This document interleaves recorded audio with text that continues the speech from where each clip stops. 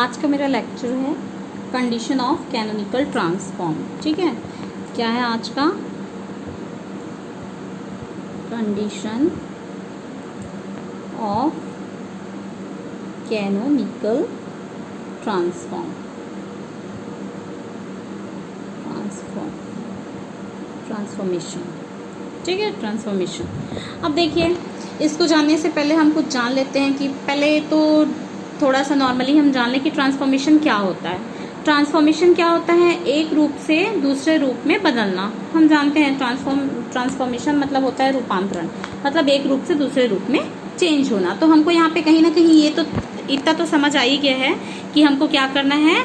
इसमें कोई भी ऐसी चीज रहेगी जिसको हमको एक रूप से दूसरे रूप में बदलना होगा। क्लियर है?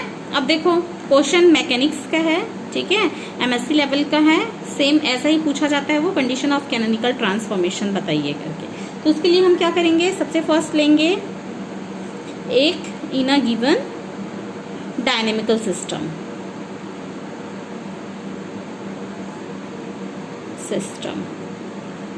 ठीक है, फिर मैं नीचे अभी बताऊंगी कि क्या होता है dynamical system.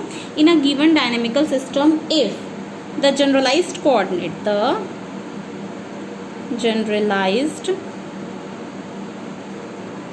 coordinate small qi or momenta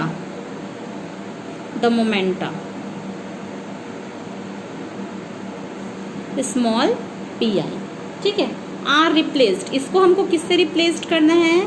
are replaced by new coordinate से, न्यू कोऑर्डिनेट। ठीक है, न्यू कोऑर्डिनेट से in terms of old coordinate. लेकिन ये हम रिप्लेस करेंगे, लेकिन कैसे करेंगे? In terms of old coordinate.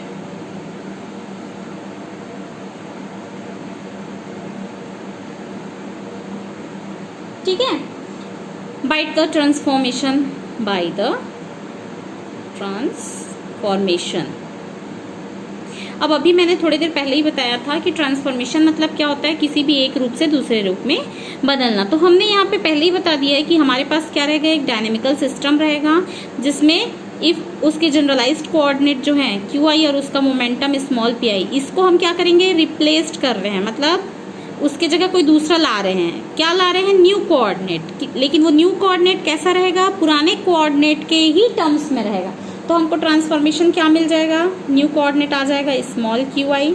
तो स्मॉल क्यू आई कैसा रहेगा? मैंने पहले ही बताया था कि वो ओल्ड के ही टर्म्स में रहेगा, that means small P.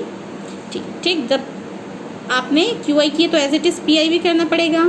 P I ये आपका क्या था? जनरलाइज्ड कोऑर्डिनेट है। पी आपका क्या बता रहा है? मोमेंटा को बता रहा है, पहले ही मैंने बता दिया है। क्लियर?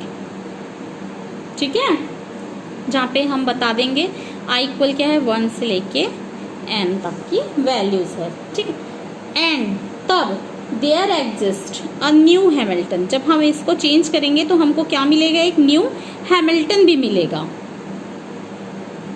अब वो हैमिल्टन कैसे रहेगा? कैपिटल के। ठीक है, हम जनरली क्या जानते हैं कि हैमिल्टन क्या होता है? एच होता है ना। लेकिन हम यहाँ पे जब चेंज कर रहे हैं पूरे कोऑर्डिनेट को, तो हमारा हैमिल्टन भी क्या हो जाएगा? चेंज हो जाएगा। और उसको हम क्या ले लेंगे? के। कोई जरूरी नहीं कि के आप कुछ भी ले सकते हैं वहां पे। ठीक है, एनालॉजस, लॉजस, ये वाला जो आपका न्यू हैमिल्टन होगा वो समरूप होगा किसके? पुराने वाले हैमिल्टन के। पुराना वाला हैमिल्टन क्या होता है? H small Q I small P I और टी के, सच दैट द न्यू, तब जो न्यू कोऑर्डिनेट है, तब आपका जो न्यू कोऑर्डिनेट है स्मॉल क्यू आई और स्मॉल पी आई, वो क्या करेंगे? कुछ चीजों को सेटिस्फाइड करेंगे। ठीक है, satisfy the canonical equation, canonical equation. ठीक, for new Hamilton, for new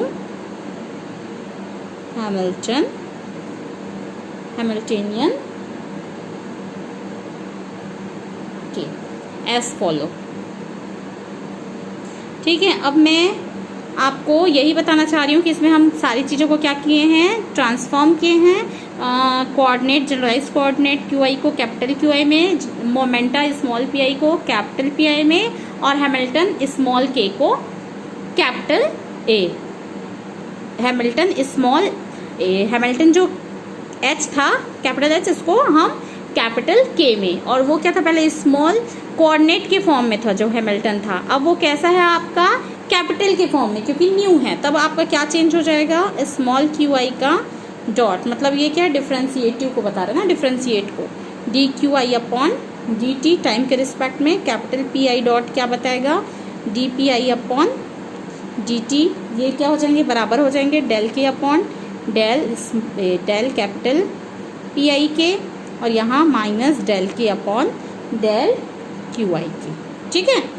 then तब जो ट्रांसफॉर्मेशन होगा उसी को हम क्या बोलेंगे, canonical transformation. Then the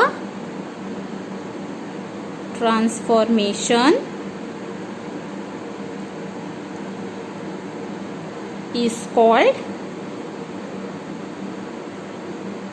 canonical transformation, ठीक है।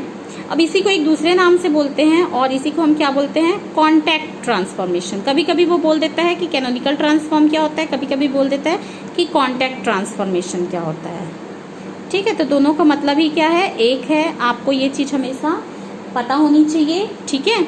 अब देखिए मैं आपको फिर से बता दे रही हूँ कंडीशन क्या होनी चाहिए कैनोनिकल ट्रांसफॉर्मेशन का, जिसमें हम एक डायनेमिकल सिस्टम लेंगे और जनरलाइज्ड कोऑर्डिनेट क्यू आई और मोमेंटा पी आई को हम क्या करेंगे, रिप्लेस्ड कर देंगे किससे, न्यू कोऑर्डिनेट से, और लेकिन वो कैसा रहेगा, आपके ओल्ड कोऑर्डिनेट के ही टर्म्स में रहेगा। तो हम देख सकते हैं कि जो कैपिटल क्यू आई और कैपिटल पी आई में हमने उसको रिप्लेस्ड किया है, लेकिन वो किस टर्म्स में, आपके स्मॉल कोऑर्डिनेट के ही टर्म्स में है। तब ये चेंज होंगे कोऑर्डिनेट और मोमेंटा, तो आपका हैमिल्टन भी चेंज हो जाएगा। तो जो एच था वो के में हो गया, और जो स्मॉल में था वो पूरे किस में हो गए, कैपिटल में होंगे। तो अब हमारे पास कैनोनिकल इक्वेशन क्या हो जाएगा, इस फॉर्म में। पहले ये क्या होता था, स्मॉल कोऑर्डिनेट के फॉर्म में रहता था, अब ये क्या है, कैपिटल में है, ठीक है। अब मैंने अभी बात की थी, क्या बताया था, डायनेमिकल सिस्टम क्या होता है। यहाँ पे यूज हुआ था ना कि हम ये सब दे रहे थे, वो किस पे ले रहे थे, डायनेमिकल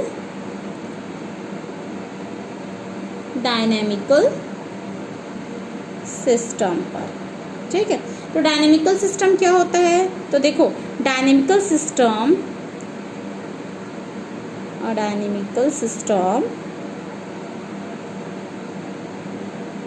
इज अ सिस्टम, एक ऐसा सिस्टम, डायनेमिकल सिस्टम पता ही चल रहा है कि एक सिस्टम है, लेकिन इन विच, जिसके जो फंक्शन होंगे, in which a function describe the time, लेकिन जिसके जो फंक्शन होंगे वो क्या करेंगे, डिस्क्राइब करेंगे, function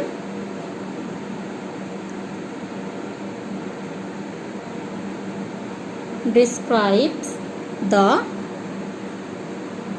time dependence of a point in a geometrical space, in metrical space, ठीक है। देख क्या बोला जा रहा है, डायनेमिकल सिस्टम क्या होगा बोल रहे हैं, a dynamical system is a system. Dynamical system क्या रहेगा, एक सिस्टम रहेगा, लेकिन इन विच अ फंक्शन, जिसके जो फंक्शन होंगे डायनेमिकल सिस्टम के फंक्शन, वो क्या डिस्क्राइब करेंगे, time dependency of a point in which geometrical space. जैसे हम देख सकते हैं एग्जाम्पल के तौर पे डायनेमिकल सिस्टम क्या है, जैसे flow of water in a pipe, ठीक है, flow of water in a pipe, एक पाइप है, ठीक है, उसमें आपका क्या हो रहा है, वाटर फ्लो हो रहा है, flow of water in pipe, ठीक है। दूसरा हम क्या देख सकते हैं, swinging of a clock pendulum, एक घड़ी होती है ना, घड़ी जिसका जो पेंडुलम होता है वो क्या होते रहता है, swinging of a clock pendulum, ये भी आपका क्या होता है, एक डायनेमिकल सिस्टम होता है, ठीक है। तो आपको ये सारी चीज़ अच्छे से पता होनी चाहिए, क्योंकि छोटी छोटी डेफिनेशंस ही आपके बड़े थ्योरम्स या किसी बड़े डेफिनेशंस को समझने के लिए मोस्ट इम्पॉर्टेंट होता है। क्योंकि देखिए अभी हमने देखा ही था कि इसमें ये यूज़ हुआ है कि हम जो लिए हैं डायनेमिकल सिस्टम में लिए हैं करके। अब आपको यही नहीं पता रहेगा कि डायनेमिकल सिस्टम कैसा होता है, किसको हम डायनेमिकल सिस्टम कहते हैं, तो फिर आगे कोई भी हम बता नहीं पाएंगे। ठीक है, आज के लिए इतना ही। ठीक है, मेरे चैनल को सब्सक्राइब करें, लाइक करें। ठीक है, मैं आगे वीडियो बनाते रहूँगी। Thank you.